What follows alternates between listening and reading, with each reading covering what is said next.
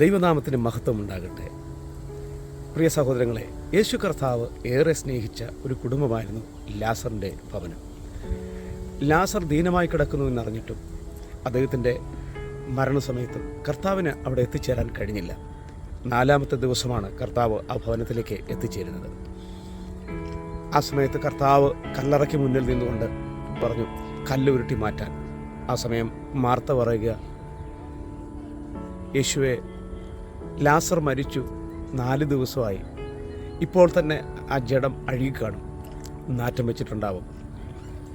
Martha പറഞ്ഞ വാക്ക് കേട്ടിട്ട് കർത്താവ് ഇങ്ങനെ പറഞ്ഞു, വിശ്വസിക്കുക, നീ ദൈവത്തിൻ്റെ മഹത്വം കാണും.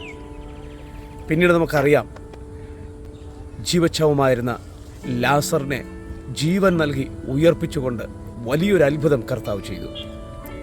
നമ്മുടെ വിഷയത്തിൻ്റെ നടുവിൽ എവിടെയെങ്കിലുമൊക്കെ നിർജ്ജീവത്വം നമ്മൾ അനുഭവിക്കുന്നുണ്ടെങ്കിൽ, നമ്മുടെ ജീവിതത്തിൻ്റെ ഏത് മേഖലയിലായിക്കോട്ടെ, ഭൗതികമായിക്കോട്ടെ ആത്മീയമായിക്കോട്ടെ, ഏത് മേഖലയിലെങ്കിലും നമ്മുടെ ജീവിതത്തിൽ നിർജ്ജീവത്വം അനുഭവിക്കുന്ന ജീവിതത്തിലൂടെയാണ് നാം കടന്നു പോകുന്നതെങ്കിൽ, വിശ്വസിക്കാൻ ഒരാൾ തയ്യാറായാൽ അതിൻ്റെ നടുവിൽ ജീവൻ കൊടുക്കുന്ന ദൈവം നമ്മുടെ കൂടെയുണ്ട് എന്ന് നമ്മളിന്ന് തിരിച്ചറിയണം.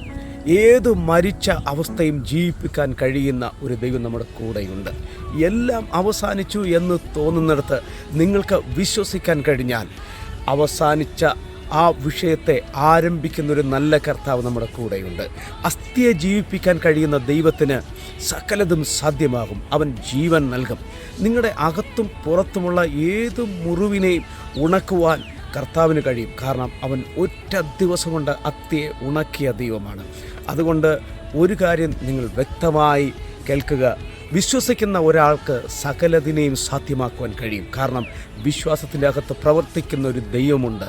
അതുകൊണ്ട് നിങ്ങളുടെ ഏത് വിഷയമായിക്കോട്ടെ, അതിന് ജീവൻ നൽകുവാൻ, സമൃദ്ധിയായി ജീവൻ നൽകുവാൻ, അതിനെ ഉയർത്തിക്കൊണ്ടുവരാൻ ദൈവത്തിന് കഴിയുമെന്ന് ഞാൻ പൂർണ്ണമായും വിശ്വാസത്തോടെ ഉറപ്പ് തരുന്നു. നമുക്കൊരുമിച്ച് ദൈവസന്നിധിയിൽ പ്രാർത്ഥിക്കാം. കർത്താവെ, ഇത് കേൾക്കുന്ന ഓരോരുത്തരെയും ഞങ്ങൾ ഓർത്ത് പ്രാർത്ഥിക്കുന്നു. എല്ലാം നഷ്ടപ്പെട്ടു, മരിച്ച അവസ്ഥയിൽ ജീവിക്കുന്നുവെങ്കിൽ ഇന്ന് എന്നോടൊപ്പം ചേർന്ന് പ്രാർത്ഥിക്കുന്ന ഇവരുടെ വിഷയത്തെ ജീവിപ്പിക്കണമേ കർത്താവ്. ഈ നാളുകളിൽ ഒരു പുതുക്കം ഉണ്ടാകണമേ, പുതുജീവൻ നൽകണമേ എന്ന് പ്രാർത്ഥിക്കുന്നു. യേശുവിൻ്റെ അധികാരമുള്ള നാമത്തിൽ തന്നെ. ആമേൻ. God bless U.